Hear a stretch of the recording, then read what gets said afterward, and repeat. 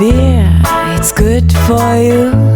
Hello and welcome to the video. Within this video I'll be sharing a tried and tested recipe for a classic American IPA that is not only ideal for entry within a BJCP competition in the 21A section, but also a beer that quite frankly I believe is good enough that you will brew it again and again after you've experienced how good it is the very first time. Want to know more? Let's get to it.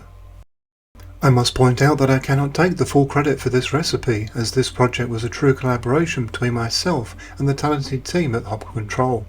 By utilising the Hop Control software, we were able to precisely fine-tune the recipe to achieve all of the desired hop flavours, whilst optimising hop usage to reduce costs. Due to this, the time taken from the initial recipe conception to a finalised version was much shorter, and thus required far fewer test batches.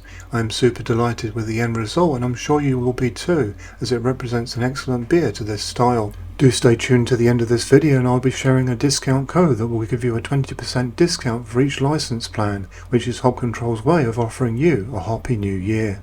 Let's now move into this live video. Let's make a start now with a look at the recipe's vital statistics. As you can see, this recipe offers an approximate ABV of 6.2%, making it a great example of the style without the need to go any higher for a great taste. This style can go down to 5.5% according to the BJCP rules, but frankly this did not make for a good beer in my humble opinion, as it lacked in certain areas of taste. The BU-GU ratio shown almost at the bottom shows the relationship between bitterness and alcohol at 0.92, which gives this one the required bitterness bite that really makes the classic American IPA sing. This recipe can be found in full within the video's description area, which is found underneath the video window when viewed on a desktop computer. You will also find a link there to the recipe in full on Brewfather, which can be used free of charge with some restrictions. I strongly suggest that you fully convert the recipe before ordering in your ingredients, so that you're actually brewing the recipe as intended. I also strongly suggest that you brew this recipe as is the first time, rather than tweaking it, as tweaks are already in place to bring this recipe into a very good shape. I have an easy guide to recipe conversion using Brewfather on my channel as shown on screen now. Within this video, this recipe is being brewed using a Brewzilla Gen 4 65 litre brewing system to the volume of 20 litres or 5.28 US liquid gallons. But as part of the conversion process, this can be scaled and shaped to suit your own brewing system and volume requirements. Shown on screen is the water profile that I recommend for using with this recipe, which is a hoppy profile which promotes hop bitterness and dryness to complete the recipe.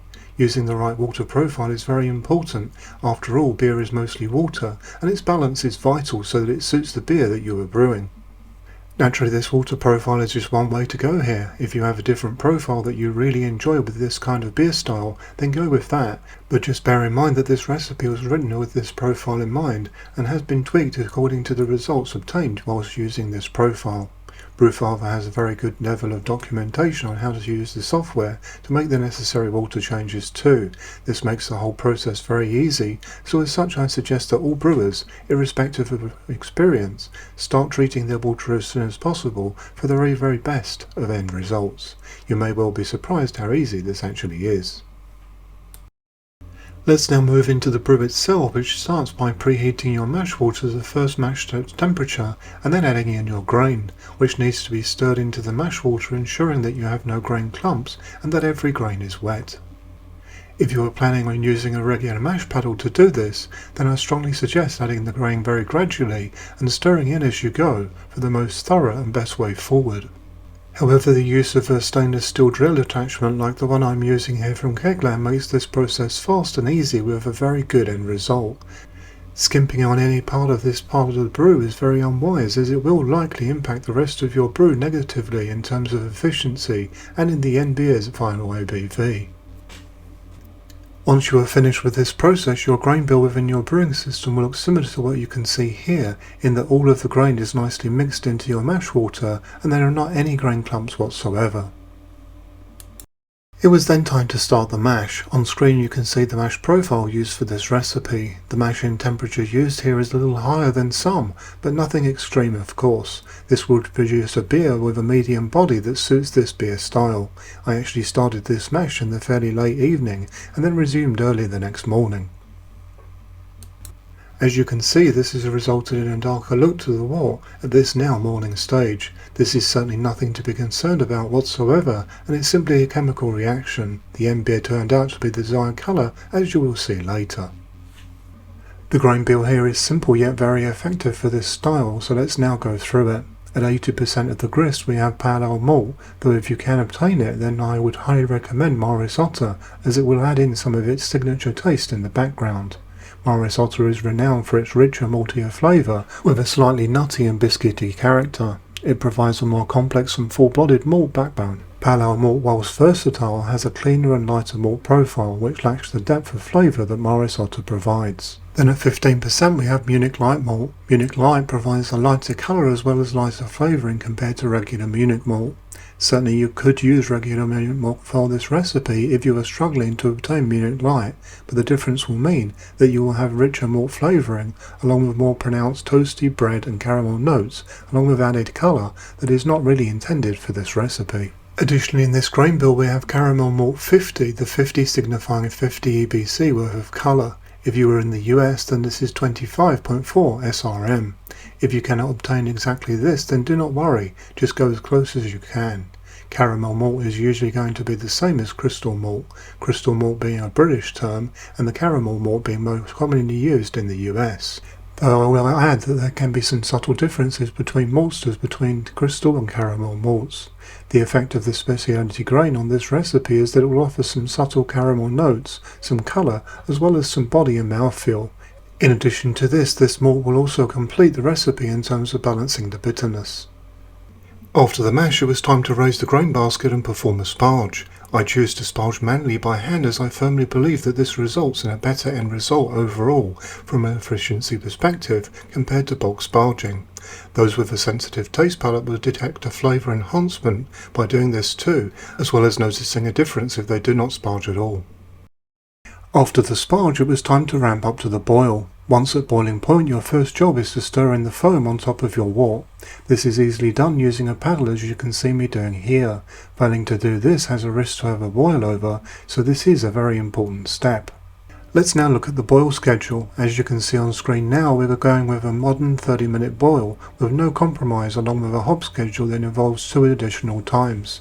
The first is with Amarillo and Simcoe after the first 15 minutes, which will add in hop flavour and hop aroma primarily, rather than contributing significant bitterness, which results in a softer bitterness effect. This is because the volatile oils will be retained from the hops, and the alpha acids from the hops will not be fully taken into the end beer. This is essential for creating complex, aromatic and flavourful beers, especially in modern hop-centric styles. Then after the boil we have a hopstand for 15 minutes at 80 degrees Celsius or 176 degrees Fahrenheit with Mosaic. To prepare for this hop addition I am using an immersion chiller combined with stirring for super fast cooling. This hopstand will further enhance the aroma and flavour of our beer, complementing the effect of our dry hopping, which I will come to later. By using this lower point temperature than the boil, we will also preserve essential hop oils that will enhance the fruity, citrus and resinous characteristics of the end beer. Once again, this will also translate into a softer bitterness effect, but naturally more so than our 15-minute addition due to the timing. Further to these hops in the boil, we'll also be using Centennial later on in the form of a dry hop. This will provide a more intense hop aroma along with added flavour without any real level of actual bitterness, other than an initial perceived bitterness that will fade in a little time. I will cover this in more detail later. Let's now look at the effect each of these hops at play here will have on our end beer. Here you can see the compare screen from within Hop Control that shows the qualities offered for each of our 4 hops via a nice chart shown on screen. A quick glance at this overall chart gives you a very good quick guide and what to expect flavour and aroma-wise here of course, but let's go into more detail. Shown in orange we have Amarillo, which offers citrus, tropical fruit as well as stone fruit along with spice to good levels, but where it pushes hardest is with its floral elements. Amarillo is known for its strong orange and lemon, along with grapefruit, melon, apricot and peach. Shown in blue we have Simcoe, which offers moderate amounts of most elements in our chart, but pushes very hard with its berry profile. Simcoe is known for its complex level of stone fruit, as well as its good level of pine and citrus zest. Shown in green we have Mosaic, which offers a stronger punch when compared to Simcoe in various areas which include resin and pine, citrus and tropical fruit, but like Simcoe it pushes hardest with its berry profile. Mosaic is known for its pineapple, mango and passion fruit, as well as tangerine, lime and gooseberries. Then finally shown in purple we have Centennial, which is one of my favourite hops, that simply blasts resin, pine, citrus and floral elements. Centennial is often known as Super Cascade, and you will also pick up great grapefruit and tangerine flavours here too. Each of these 4 hops are very popular for IPA styles, but when combined to the levels provided in this recipe, the end effect is certainly something very special. After the hop stand, it was time to cool the wort down to yeast pitching temperature, and this was done using a grainfather counterflow chiller that I've adapted for the Brewzilla. I started this by running the wort back into the brewing system, but once the temperature had dropped nicely, this was then diverted straight into my fermentation vessel. It was then time for wort transfer and yeast pitching. The foam that you see here is from my sanitizer, which is not to be feared. In fact, it acts as yeast food. The yeast used for this one is Lallamand's excellent Pomona yeast, which adds in tropical fruit, peach and citrus, which really helps this recipe sing and has become one of my favourite IPA yeast strains this year since launch. I really enjoy the results with this yeast at the temperature now shown on screen. This pushes the aroma flavour profile very nicely and offers a fermentation time usually of less than 5 days. The very next step is concerning the dry hop additions, which are now shown on screen. Add your dry hops when you are between 5 to 10 gravity points away from your predicted final gravity. I have tried all methods of dry hopping, but frankly nothing so far has had as good results, and there is no need to buy a book either. The very most important thing here is to keep things clean and sanitary, so here is a guide to doing that in a way that has never failed me so far in hundreds of brews. In this example I'm going to use a hop sock, but the procedure is similar with other container types. This starts with boiling the bag. I strongly recommend doing this no matter if the bag has been previously used and cleaned, or if it's a brand new one straight out of the packaging. I then add this bag into a clean container and add sanitizer as a further safeguard. This will be the same container that I used to load the hops into. After this point I then wash and sanitize my hands, and this is repeated if I need to touch the bag after touching anything that is not clean and sanitary. These are very important steps to avoid contamination, which is all too common when it comes to homebrewers making IPAs because of this step. I then carefully add the dry hops with the bag lining the container, being sure that nothing touches the bag except for the hops. Once you have loaded all of your hops into the bag, then be sure to tie a nice strong knot to keep all of the hops contained. This loosely fitting hop bag, so there is room to expand, can now be added into your fermenter. In terms of contact time, 3 days is usually going to be plenty, but 5 days is fine too. I would avoid times more than a week to avoid grassy off flavours though. Let's now take a look at the finished beer, starting with the pour, and I will then give you my tasting notes. Here you can plainly see that the pour is a golden colour, but once in the glass the end beer is a hazy orange. I have not used any fining agents here at all, and the Pomona yeast adds its own natural haze in too, so if you're not keen on this, then simply use gelatin or fining agents and this will transform the end beer into something cleaner looking, if that matters to you.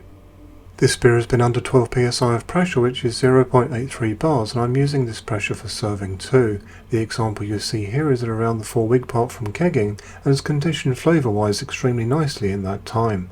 Let's now go through my tasting notes, starting with aroma. The aroma found here is pungently tropical with a good level of citrus. Flavour: super smooth entry into a high hop flavoured fruit box that spans tropical fruit and berries with a focus on citrus with orange and lemon, along with pineapple, mango, grapefruit and peach. However, as you go down the glass you will discover more and more fruit unfolding onto your taste buds.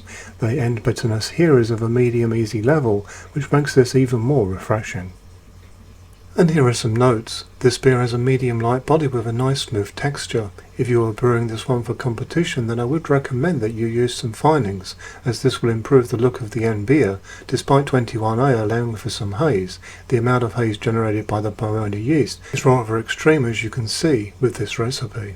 My final impression here is quite simple, in that this is a very good example of an American IPA that is ideal for competition and as a crowd pleaser. So there you have it. Do let myself and the community know what you think of this video and also the recipe later on once you've brewed it. I always appreciate feedback, good or bad. As promised, here is the 20% discount code for Hop Control. Simply enter this at checkout as you see on screen, which is HoppyNew2025 with underscores. This is valid until the 31st of March 2025 and will work with each license plan during this time period. Enjoy! I do hope that you found this video useful, informative and interesting. If so, why not consider liking and subscribing? For further support you can join the channel's Facebook group, and if you would like to support the channel then check out the channel's merchandise store, as all profits go back into the channel. Until next time, happy brewing!